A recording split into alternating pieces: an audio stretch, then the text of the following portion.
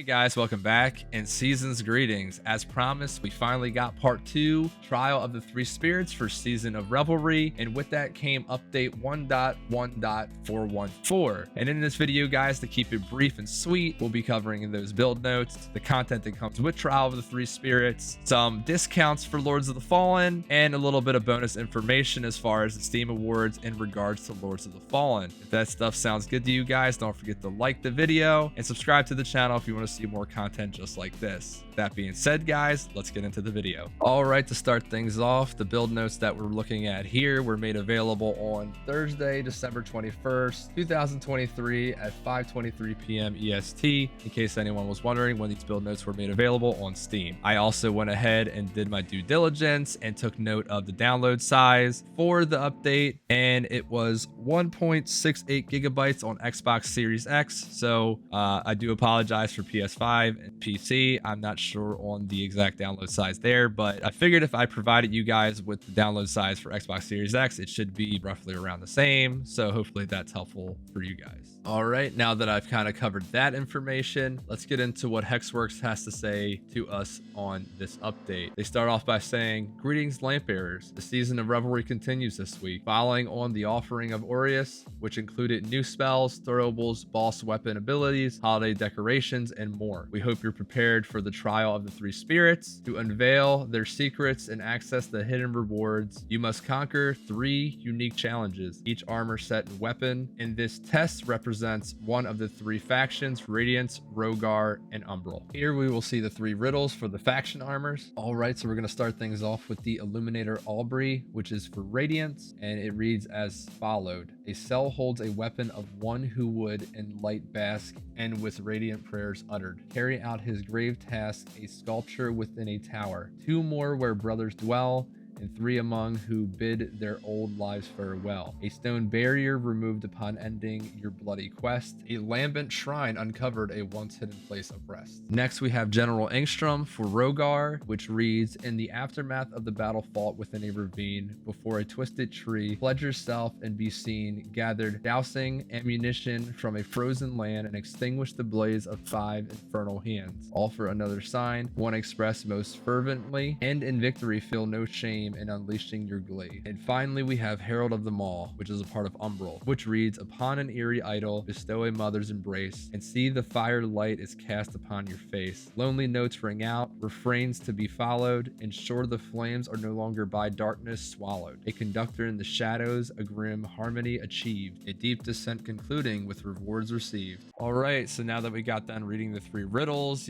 some of that stuff kind of sounds familiar, so definitely be something to kind of look into. But, hopefully by the time this video goes out, maybe there's some videos already out there providing details on how to get these quests completed for you guys, to get the armor set and the weapons for each faction. All right, and of course we have the additions, which was also mentioned on last week's update, which I also included in my video prior to this. So if you haven't seen that already, go check that out, and I'll put that at the end of the video. But since it's the official update for part 2, Trial of the Three Spirits, we will include that as well once again. And we are looking at the following: Mirror of Distortion, which get that from a quest line, and once you get the mysterious mirror, it has the power to transform your appearance from body shape, gender, skin tone, hair color, facial features, and your name. We then have the new Grievous Attacks, which each weapon family now features 2 unique finishers, one for single-handed wielding and another for 2-handed wielding. We have the storage box, which of course, if you're having a hard time with your storage, you'll now be able to store 2,000 items in this storage box, and that will greatly help manage your inventory space. We then have the Twisted Tree, which is a new Christmas decoration that you will see while you're exploring the new content. And finally, guys, show people how festive you really are by throwing ice balls at people. Yeah, I mean snowballs. They have throwable snowballs in the game now, guys. Seriously, this is amazing. Get in there, throw as many snowballs at every little thing you possibly can, give them frostbite, and please don't let people in PvP steal your severed hands. Rock them with the snowball and make them feel the frost. Okay, guys? Don't let them steal your severed hands. Let them feel the holiday spirit. Now that I got that out of my system, they are also mentioning that all kinds content introduced in this update will remain in the game permanently, even after season concludes. The only exception is the seasonal decoration on vestiges, which are temporary. So that's definitely some good news that we get to keep the items and stuff that we get from the update permanently in game. I'm hoping that also includes the snowball, because that would be super dope. And I'm in agreement too. Once the season ends, there's no sense of keeping up seasonal decorations. That's just the norm. So no argument there. They then go on to say gamepad rebinding and new game plus modifiers are set to arrive in the new year, as we're dedicated to ensuring the highest quality possible. Stay tuned for these exciting updates. And guys, with that information, I wanted to go ahead and add the free content plan roadmap for 2023 and 2024 right here, so you guys could see all of the content that's already been launched and is coming in early 2024. Please find this week's full patch notes below, and we hope you enjoy the new content. Well, there you go, guys. Part 2, Trial of the Three Spirits for Season of the Revelry. Go in there, get all the new stuff that they have to offer, and complete all your quest lines to get the additional items as well. That being said, guys, let's move on to the full patch notes. All right, guys, let's start things off with multiplayer. Fix an issue where certain key items and spells could drop repeatedly after engaging in multiplayer activities. This fix doesn't remove already existing duplicates, but it will prevent dropping new ones. Improve collision on one of the moth walls in Pilgrim's Perch. Fix an issue where players could reach inaccessible areas by interacting with in-game chests in co-op sessions, which allow them to reach higher areas. Fix an issue where invaders could get stuck in Umbral assets when the hosts transition to Umbral in various areas of the game. And that will wrap things up for multiplayer. Now moving on to boss weapons. Fix an issue where boss weapon abilities that could prevent the ability to spawn under certain conditions. Fix an issue that prevented Light Reaper, dagger, and sword boss weapon abilities to trigger if equipped in the wrong weapon slots. Fix an issue that could prevent the Light Reaper dagger boss weapon ability to consume stamina. Fix an issue that prevented Judge Cleric's boss weapon ability to trigger if the weapon were equipped in the wrong weapon slot. Fix an issue where Tancred's Mancatcher boss weapon abilities could not be unlocked under certain conditions, even after fulfilling the requirements. Now on to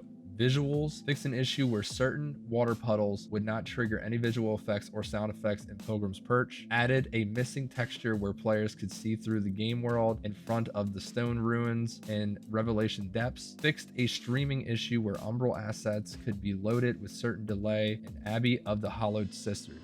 That will do it for the visuals. So guys, coming in hot, we got collisions, and there's a lot of them, so I'll try to go through them as fast as possible. Added missing collision to a wall near the Umbral altar in Revelation Depths. Fix an issue where player character could clip through Umbral assets next to the vestige of Hooded Antilles. Fix a collision issue that could partially block players from accessing all areas in the flooded rooms in the Sunless Skein. Fix a collision issue that could cause players to get stuck between walls near the tortured prisoner. Fix a collision issue that could cause enemies to get stuck near stairs in Pilgrim's Perch. Added missing collision to Umbral assets near the elevator leading to Revelation's Depths. Fix a collision issue where players could get stuck between crystals behind the vestige of the Bloody Pilgrim. Added missing collisions to Umbral assets behind the effigy in Revelation Depths. Fix an issue where player character could clip through Umbral assets next to the wooden ladder in Revelation Depths. Fix an issue where player character could clip through Umbral assets next to the wooden footwalk in Revelation Depths. Fix a collision issue where players could get stuck near the lever at the first gate after the vestige of the Hooded Antilles. Fixed a collision issue where players could leave the gameplay area by jumping over a fence at the terrace and manse of the Hollowed Brothers. Fixed a collision issue where the player character could clip through Stone Pillar asset by a burning building in Lower Calrath. Fixed a collision issue where players could leave the gameplay area by jumping on an invisible wall near the Umbral platform in Lower Calrath. Added missing collision to a tree in the cemetery next to the entrance to Lower Calrath. Fixed a collision issue where players could leave the gameplay area by jumping on a fence near Vestige of Sebastian. Fixed a collision issue where players could get stuck behind a gravestone at the cemetery next to the entrance of Lower Calrath. Fixed a collision issue where players could get stuck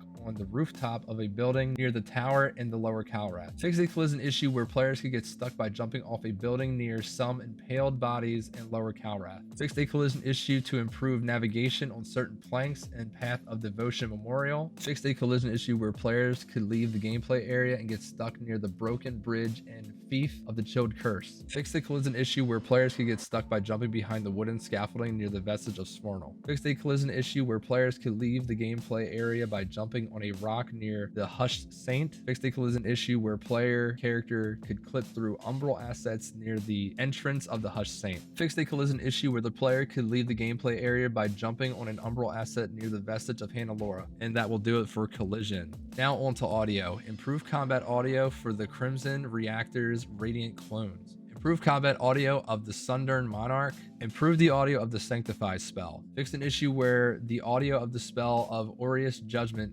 wouldn't play properly. Improve the audio of the Consecrate spell. Improve the audio of the Magma Surge spell. Fixed an issue where the Forsaken Grenade would repeatedly trigger the block sound when thrown at Umbral tanks. Improve the audio of the Infernal Decree spell. And that is it for audio. Hopping over to performance, we have improved the performance of optimizing the lighting and Mance of the Hollow Brothers. Improve the performance of optimizing the Umbral levels in the Empyrean. Then for Umbral, we have fixed an issue where the Umbral Bridge and the archway could not be seen at a certain distance due to its LOD configuration and Mance of the Hollowed Brothers. Fix an issue where the Umbral assets cannot be seen at a certain distance due to LOD configuration in the Red Cup's windmill. Now over to PVE Balancing. Fix an issue where explosive snare mines could float mid-air under certain circumstances. Fix an issue where some spells wouldn't work correctly in the boss encounter, the Sacred Resonance of Tenacity.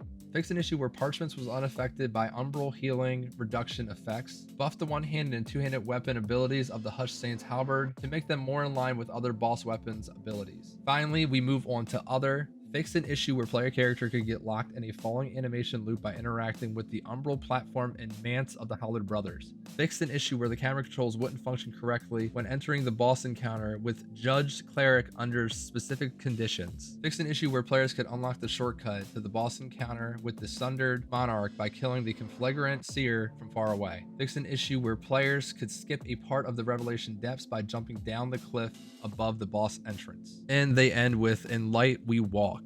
So guys, that was all of the patch notes. Hopefully they addressed a lot of issues that you were seeing in game. And if they did, you know, that's awesome, because I know there's a lot of times where there's certain issues that certain people run into that maybe others don't. Hopefully everybody got some issues that they might have been seeing addressed in these patch notes. And guys, as promised, as you see in the screenshot right here at the very bottom, there's currently a promotion going on with Lords of the Fallen, where the base game is 35% off. The deluxe edition is also 35% off, and the Lords of the Fallen deluxe upgrade is 45% off. So guys, maybe if you don't already have the game already, you can pick it up at a discount price, or you can go ahead, if you're one of those people that already have the game, you think it's great and you want a friend to play with, then go ahead and gift them that on Steam. So there you go with the special promotion. And one more thing that I wanted to bring up, guys, if you haven't already been hearing about it, there is the Steam Awards that's going on, and the vote started, I believe, today for that. So Lords of the Fallen is being nominated for the 2023 Steam Awards for Best Game You Suck At award. So guys, if you haven't already put your votes in and you like Lords of the Fallen and you want to see it win that award, go ahead and put your votes in now for that. And guys, don't forget to check the description of the video. I'll be adding all the links to all the stuff that I included in this video, so you can take a deeper look into all of that as well. All right, guys, that was pretty much everything. So hopefully you found this information helpful and informative to you. And if you did, guys, don't forget to like the video and subscribe to the channel so you can see more content just like this. That being said, guys, I appreciate you for watching, and I'll see you on the next one. Peace.